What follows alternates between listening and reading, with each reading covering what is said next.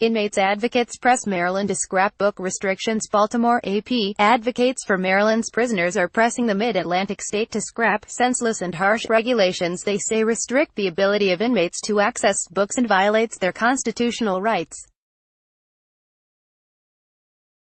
As part of a new effort to block inmate access to Suboxone, a drug sold in thin strips that are easily concealed inside envelopes, prisoners in Maryland can now only order books from two vendors that the American Civil Liberties Union says offers only extremely limited selections.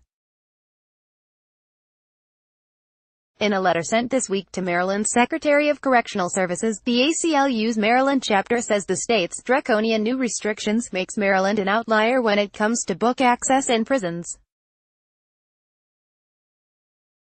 They say a recently published bulletin also bans any third-party orders and prohibits inmates from possessing more than 10 titles. Sonia Kumar, a staff attorney for the ACLU of Maryland, said it's deeply disturbing that the state's correctional officials don't recognize that in nearly every instance, a person attempting to send or receive a book is doing so for a good reason, not a bad one. But Gerard Shields, spokesman for Maryland's Department of Public Safety and Correctional Services, said the recent decision to restrict book orders to just two vendors had to be imposed to ensure the safety of correctional employees and inmates. At this time, there is no intent to change the department's decision, which ensures inmates have access to books in a safe manner, Shields said in an emailed statement. Maryland's correctional system has some 129,000 books in its libraries, and Shields says the state spends about $16,000 each year for new books.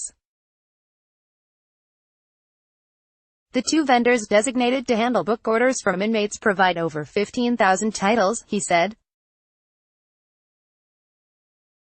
But according to the ACLU, the vendors are offering shabby services to the state's roughly 20,000 inmates. Books that are unavailable through either of the two permitted vendors include classics like Aldous Huxley's Brave New World, Harper Lee's To Kill a Mockingbird, and Richard Ellison's Invisible Man. They offer nothing at all penned by Harlem Renaissance poet Langston Hughes or American civil rights icon Martin Luther King Jr. It's hardly the first controversial regulation announced by Maryland's prison officials.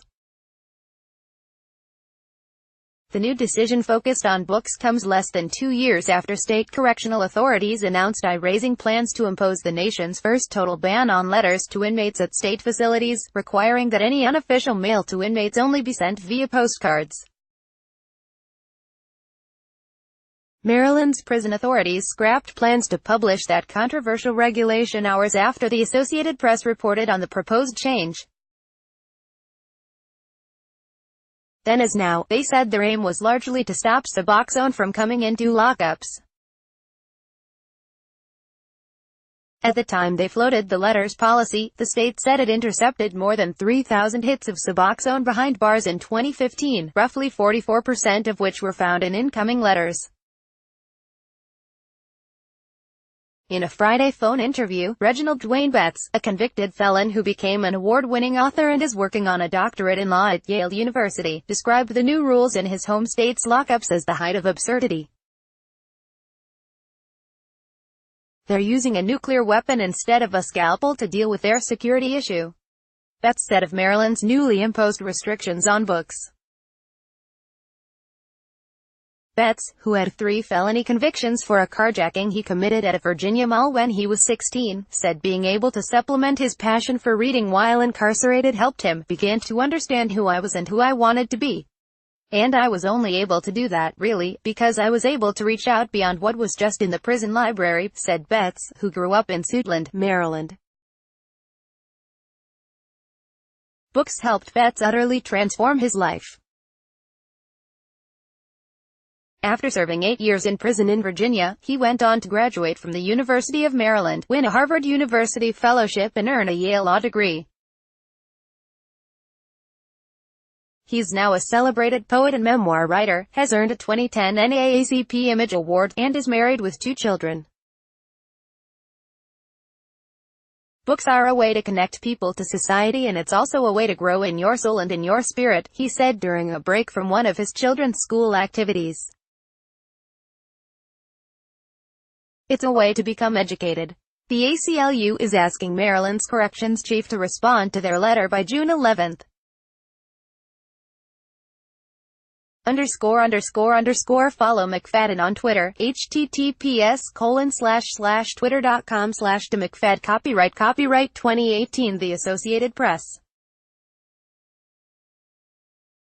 All rights reserved. This material may not be published, broadcast, written or redistributed.